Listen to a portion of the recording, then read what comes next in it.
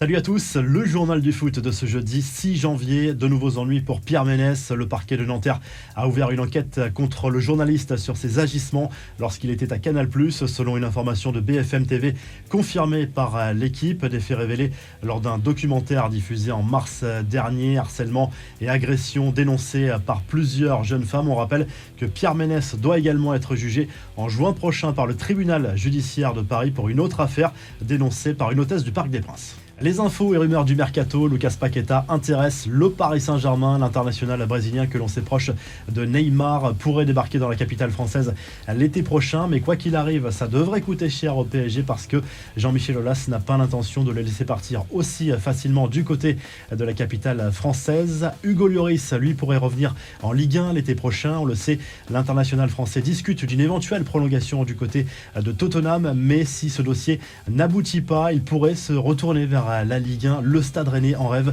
François Pinault, le propriétaire du club breton, veut absolument l'accueillir l'été prochain. L'OGC Nice est également venu se renseigner au sujet du champion du monde. Ousmane Dembélé, lui aussi, intéresse de nombreux clubs européens et vraiment des cadors. Le Bayern de Munich s'est renseigné dernièrement au sujet de l'international français qui, on le rappelle, sera sans doute en fin de contrat en juin prochain s'il ne prolonge pas avec le FC Barcelone. Le club bavarois pense à lui en cas de départ de Kingsley Coman l'été prochain. Et du côté des infos officielles, Jordan Amavi rejoint l'OGC Nice. Il ne jouait pas beaucoup du côté de l'Olympique de Marseille depuis le début de la saison. C'est un prêt avec option d'achat et Saint-Etienne se renforce également avec l'arrivée en prêt de Sada Thioub et de Paul Bernardoni qui arrivent tous les deux en provenance d'Angers. Les infos en bref, l'Algérie en pleine forme juste avant le coup d'envoi de la Coupe d'Afrique des Nations. Les Algériens ont battu le Ghana sur le score net de 3-0 avec des buts signés Ounas et Slimani notamment. Les Fennecs qui seront parmi les grands favoris à leur propre succession lors de la Coupe d'Afrique des Nations qui commence ce dimanche au Cameroun.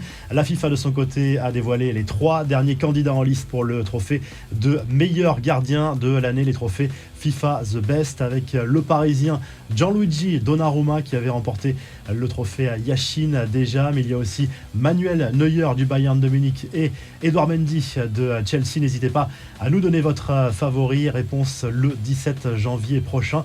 Kylian Mbappé lui a poussé un coup de gueule contre le racisme lors d'une interview à CNN. Il est notamment revenu sur les propos racistes dont il a été victime après l'Euro, après l'élimination de l'équipe de France, et il s'est dit très blessé par les messages qu'il a pu recevoir sur les réseaux sociaux et invite tous les joueurs à agir rapidement. Enfin, N'Golo Kanté, positif au Covid, encore une fois, plusieurs mois après un test positif du milieu de terrain de Chelsea. C'est pour cela qu'il n'était pas présent lors de la demi-finale de la Coupe de la Ligue anglaise contre Tottenham, comme Thiago Silva, lui aussi testé positif au Covid.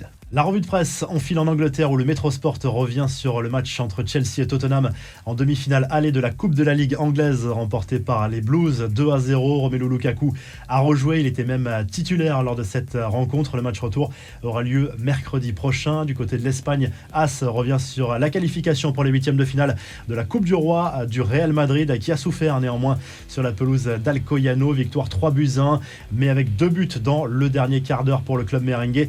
Du côté de l'Espagne toujours, mais du côté catalan, le journal Sport revient de son côté sur la qualification également pour ces huitièmes de finale de la Coupe du Roi du Barça dans la douleur, très clairement sur la pelouse de Linares avec une victoire 2-1. Ousmane Dembélé a marqué pour le club catalan qui a été mené jusqu'à l'heure de jeu lors de cette rencontre. Et en Italie, la Gazzetta dello Sport se penche sur la 20e journée de Serie A, très perturbée par de nombreux cas de Covid en Italie. 2 affiches à retenir surtout dans la soirée: AC Milan, AS Rome et Juve Napoli. Si le journal du foot vous a plu, n'hésitez pas à liker, à vous abonner pour nous retrouver très vite pour un nouveau journal du foot.